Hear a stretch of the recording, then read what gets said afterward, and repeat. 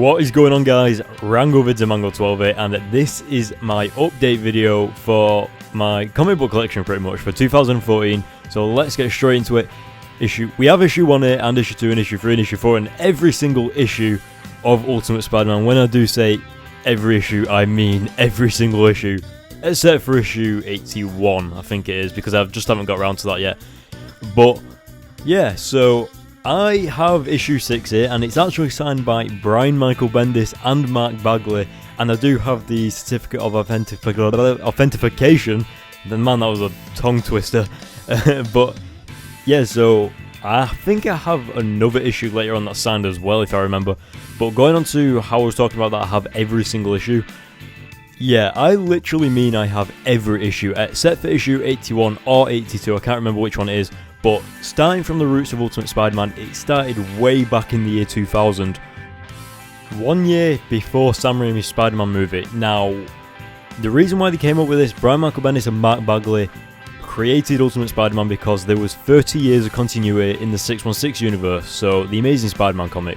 There was 30 years of continuity in that, so there was no jumping on point for new readers, and like the younger generation, like people that were born in 1980s, 1990s, stuff like that. So Brian Michael Bendis and Matt Bagley came up with Ultimate Spider-Man, and this is a more modern take on the 616 universe. Peter's got like kind of longish hair, he's a nerd but he's a modern day nerd if that makes sense. There's other slight tweaks as well, such as Green Goblin actually being like an actual giant green goblin, if you know what I mean, and stuff like that. Electro is probably one of the most interesting characters because he's actually full on electricity, he's not like a guy in a silly suit and stuff like that. But yeah, moving on to like some of the artwork and stuff. One of the main things about Ultimate Spider-Man though is the artwork. Now, Mark Bagley does an amazing job at the artwork. When I think of Ultimate Spider-Man, I think of the artwork. It's just plain and simple like that. It's the artwork that makes it. The covers of the comics look so cool. And in case you didn't know, the Ultimate Spider-Man video game that was on Xbox and PS2, I think it was, they were actually based off the comic. So if you played that game, you pretty much know half of the Ultimate Spider-Man comics, because pretty much almost every panel was based just off the comic. So every scene of that game was based off the comic. So you're pretty much halfway there if you played that game. But yeah, so I would probably say Ultimate Spider-Man is one of the most popular comics of its time, especially for Marvel as well, because Marvel's Ultimate Spider-Man comics are kind of their main point, like their best sellers. I know that they kind of use the Amazing Spider-Man comics as like their main one, but Ultimate Spider-Man is their top selling comic like of all time, I think, or it used to be something like that, but it's just awesome. Now, one thing I do love about how Brian Michael Bendis writes these comics is that sometimes he breaks the fourth wall. Now, not in terms of actually talking to the audience like Deadpool or something like that, but in terms of like storyline. So like what we were just seeing there was actually Ultimate Spider-Man, and then they have like chapters. So like in this case it was called Hollywood Part 1, 2, 3, 4, 5 and 6, and that was actually the time when Sam Raimi's Spider-Man movie was coming out, and in that storyline it was actually Spider-Man swinging around, and then he'd stop and he'd see that he'll see that Sam Raimi is actually making a Spider-Man movie about him. You know, like, so in the comic, the storyline is about Sam Raimi making a Spider-Man movie, and Dr. Octopus. It's so good. You need to check it out. But yeah, stuff like that is really interesting. They kind of break the fourth wall and all that. But also a good thing is that when characters die in the Ultimate Universe, they stay dead. Like, legit. They don't come back. It's none of this 616 universe stuff where characters always come back and stuff. They literally, once they're gone, they're gone. Except for Gwen Stacy, because she actually came back in the Clone Saga. But I'm not going to get into that too much, but it was right for her to come back, pretty much. It was right. But yeah, going on to what you're actually about to see right here is Annual Issue 1. Now, I've got them in like chronological order, so it goes 86, and then it goes Annual Issue 1, because Annual Issue 1 actually happened between 86 and 87. So going on to Brian Michael Bendis and the Clone Saga, he actually thought he could do it right, and he didn't do it right, but he did it better. It's one of my favourite storylines in the Ultimate Universe, because of just how well it's made. Spider-Woman was actually created in the Clone Saga, which is awesome, because now she's actually one of the main characters in the Miles Morales storyline. So that is freaking awesome, like I've just said like 3 times. But yeah, as you can see, I've got like 2 issues of each one here, and I have no idea why I have them. I cannot remember.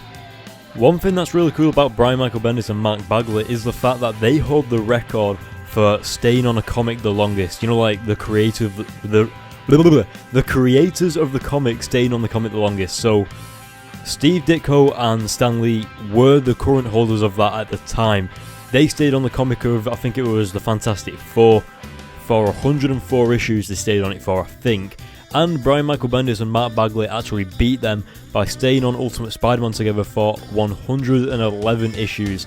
So after 111 issues, Mark Bagley left, so the art kind of dropped a bit for Ultimate Spider-Man, and I think Mark Bagley went over to DC, if I remember, I think it was to draw Green Lantern or something like that.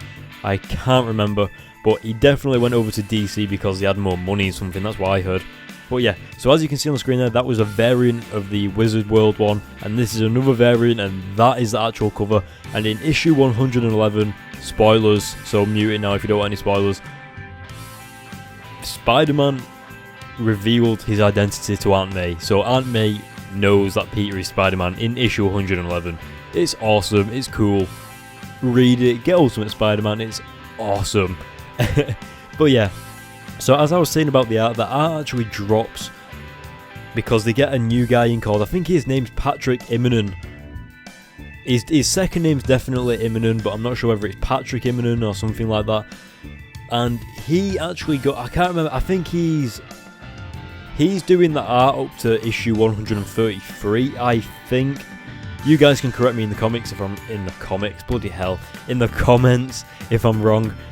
But once they reach 133, that's actually like a milestone for Ultimate Spider-Man, like that's kind of where it ends. But then they kick it off again, starting off at issue 1, so they've restarted the whole numbering, but it's still in continuity, so it's like continuing the storyline after the ultimatum of 133, but they've started just the numbers again, pretty much.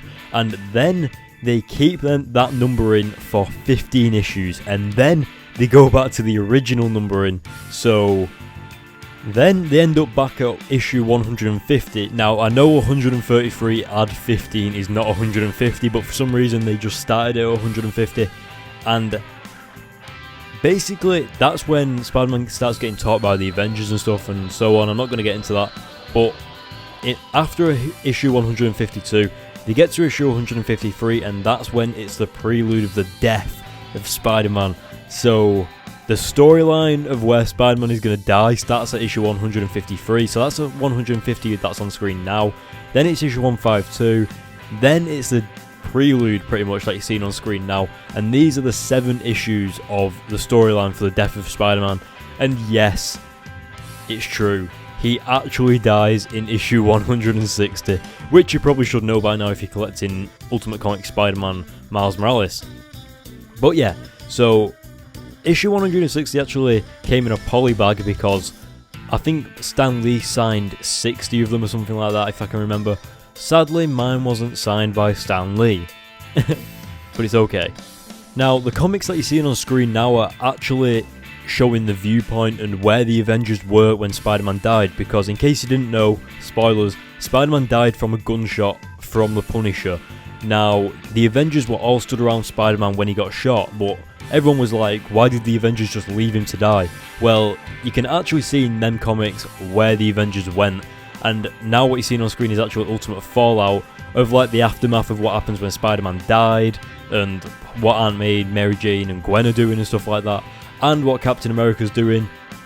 And in Ultimate Fallout issue 4, you actually find out who is the new Spider-Man, which is Miles Morales. And also, that issue 1 there was actually signed by Sarah Pacelli, who is the artist for Miles Morales Ultimate Spider-Man. So that's pretty cool. But sadly, I don't have every issue of Miles Morales' Ultimate Spider-Man series. I started at issue 11 and then backtracked to get issue 1 and issue 2 and all that. I haven't done all that yet, but from issue 11 I am current and have every single issue of Ultimate Spider-Man. Now, Spider-Men actually took place between issue, I think it was issue 12 or 13 to issue 14, I think it was. It took place between then or something like that, I'm not entirely sure. But yeah, so right now there's actually a variant of issue 13, that's one of 30 in the world. So yeah, I've got quite a lot of variants to it, to be honest. I think it's safe to say I am a true Ultimate Spider-Man fan, because right now I am current on Miles Morales, and it's freaking awesome. If you guys haven't started, if you guys have read Ultimate Spider-Man and you're like, someone else is Spider-Man in Ultimate Spider-Man now because Peter's died, I don't want to read it. What are you doing with your life? Read it. It is right now the best-selling comic in like the Spider-Man series ever, apparently, something like that. So you're really missing out if you're not picking up the Ultimate Comic Spider-Man of Miles Morales. But then also, after Ultimate Comic Spider-Man Miles Morales, they actually kick it off with the Cataclysm, and that's, oh man, what's his name now? I can't remember his name, but it's basically the purple guy out of X-Men. And he's like taking over planets, he's taking over universes. He's already come from the 616 universe, and now he's going to the Ultimate Universe. Right now on the screen is the greatest cover ever. Do you not think that is just like the coolest cover ever? But yeah. After that we actually get Ultimate Comic Spider-Man issue 200. Now the original shows Peter Parker, the variant shows Miles Morales, and then they started off Ultimate Spider-Man issue 1 again, and that's the variant that you're seeing on screen now. And they actually started it from issue 1 and changed the actual title to Miles Morales The Ultimate Spider-Man. And as you could see there at the end, we had All New Ultimates issue 1. I actually have All New Ultimates up to issue 3 right now, but I haven't got that in there for some reason. But yeah, so that is it for the end of this video and stuff like that. There's the polybag for issue 160. And so yeah, thanks for watching guys, that is the end of the video. Don't forget to hit the like button if you like my video, and don't forget to leave a comment asking me anything you want about these comics. If you don't understand storylines and stuff like that, I'll explain them to you. And of course, don't forget to hit the subscribe button, and I will see you guys in my next video.